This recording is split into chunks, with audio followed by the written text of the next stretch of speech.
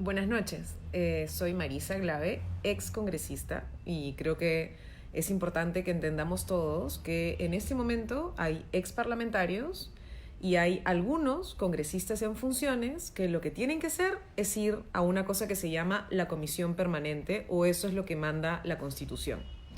En estos días sé que varios han estado un poco confundidos, he recibido un montón de mensajes, algunos agradeciendo, y esos mensajes de verdad, muchas gracias, ha sido muy lindo leerlos, pero también algunos mensajes preocupados porque quieren saber un poco qué cosa ha pasado, si es verdad que hemos tenido por lo menos 2 días, 2 presidentes en el país, y si es verdad que el Congreso todavía está en funciones.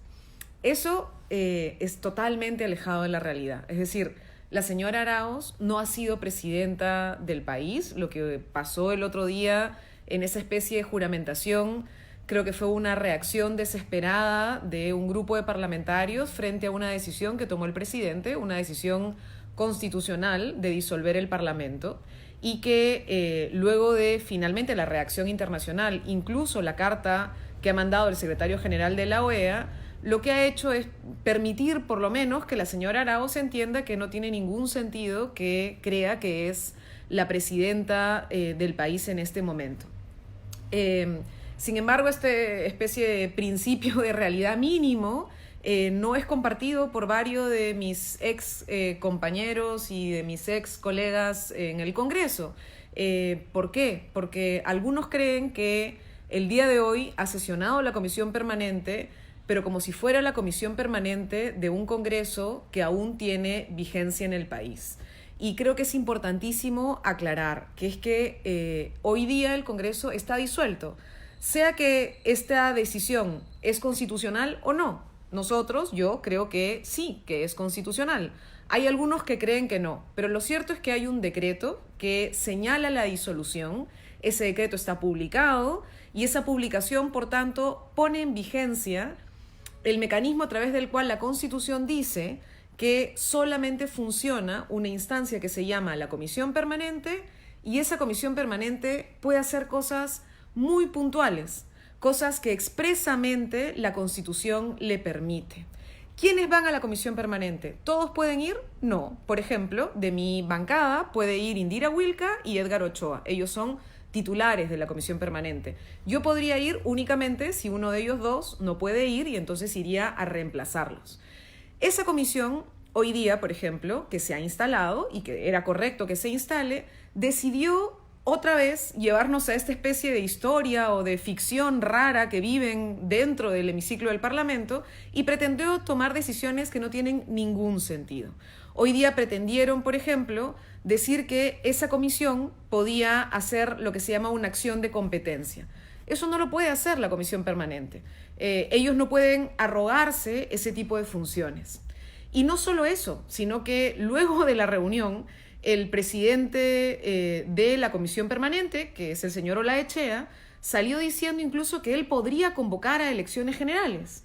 Eso tampoco lo puede hacer. Es decir, hay cosas que no tienen ningún sentido. Ojalá pronto los ex parlamentarios entren en razón, se den cuenta que el país no aguanta más esta situación y que necesitamos avanzar hacia mínimos de racionalidad.